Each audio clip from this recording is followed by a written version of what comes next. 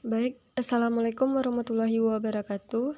Kepada Ibu Pembimbing dan teman-teman semuanya, kami dari kelompok 9 yang beranggotakan Anita Rahayu, Fajar Alifah, Intan Putri Andriani, Miftahul Aurosi, Maya Rosita, dan Rada Putri Agusti. Pada kali ini kami akan memaparkan materi mengenai konsep pelayanan publik. Sebelum kami memaparkan materi, kami akan memberikan kesimpulan mengenai video yang telah dipaparkan. Dari video tersebut, terlihat bahwa seorang pengguna pelayanan datang di luar jam kantor. Dia mengatakan bahwa ia sangat penting dan dia meminta agar pegawai tersebut tetap melayaninya walaupun kantor tersebut sudah tutup. Dengan rasa kasihan, pegawai tersebut tetap memberikan pelayanan di luar batas jam pelayanan. Dan pegawai tersebut mengingatkan kepada pengguna pelayanan untuk selanjutnya datang lebih awal. Pada saat itu, pengguna pelayanan mendesak pegawai untuk mempercepat pekerjaan dan meyakinkan bahwa berkasnya sudah benar. Namun, pegawai mengatakan bahwa kita harus tetap berhati-hati dan pegawai tetap memeriksanya sesuai prosedur dengan wajah senyum dan tanpa marah walaupun pengguna pelayanan tersebut tetap mendesaknya. Ini juga bisa memperlihatkan bahwa suatu layanan dari kantor tersebut memberikan pelayanan dengan sepenuh hati sehingga memberikan contoh pelayanan publik yang baik dengan ekspresi wajah yang santai, senyum, dan tidak cepat marah. Pegawai tersebut dapat mengendalikan egonya dan menghadapi pengguna layanan tersebut. Selanjutnya kita masuk mengenai pengertian pelayanan publik. Menurut Undang-Undang Nomor 25 Tahun 2009 tentang Pelayanan Publik, dijelaskan bahwa pelayanan publik adalah kegiatan atau rangkaian kegiatan dalam rangka pemenuhan kebutuhan pelayanan sesuai dengan peraturan perundang-undangan bagi setiap warga negara dan penduduk atas barang, jasa, dan atau pelayanan administratif yang disediakan oleh penyelenggara pelayanan publik. Pelayanan publik adalah pemberian layanan terhadap orang atau masyarakat dan atau organisasi lain yang mempunyai kepentingan pada organisasi itu, sesuai dengan aturan pokok dan tata cara yang ditentukan dan ditujukan untuk memberikan kepuasan kepada penerima layanan. Selanjutnya yaitu prinsip-prinsip pelayanan publik. Yang pertama yaitu partisipatif. Kita perlu melibatkan masyarakat dalam merencanakan, melaksanakan, dan mengevaluasi hasil. Yang kedua yaitu transparan.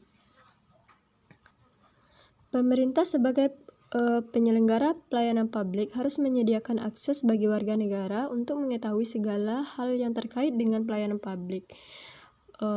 Contohnya yaitu seperti persyaratan, prosedur, biaya, dan sejenisnya.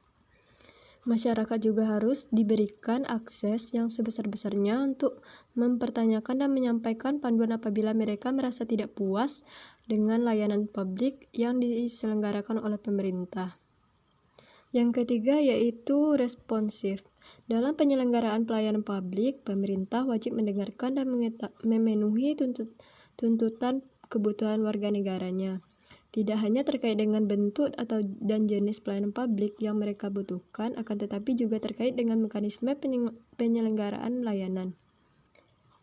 Juga jam layanan, prosedur, dan biaya penyelenggaraan layanan. Yang keempat yaitu tidak diskriminatif. Pelayanan publik yang diselenggarakan oleh pemerintah tidak boleh dibedakan antara satu warga negara dengan warga negara yang lain atas dasar perbedaan identitas warga negara seperti status sosial, pandangan politik, agama, profesi, jenis kelamin, dan lain-lain. Selanjutnya yaitu mudah dan murah. Pelayanan publik dimaksudkan tidak untuk mencari keuntungan, melainkan untuk memenuhi pelayanan prima.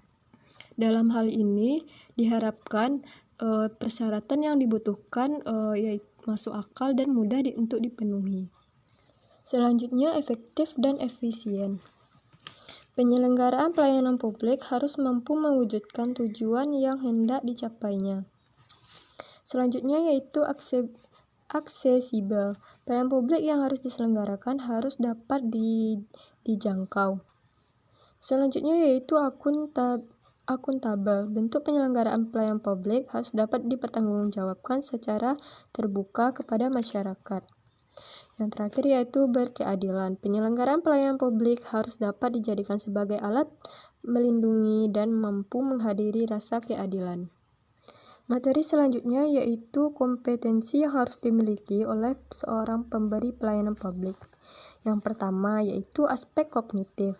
Penyelenggaraan pelayanan publik harus memiliki kewajiban dan tanggung jawab untuk memberikan layanan yang baik dan profesional.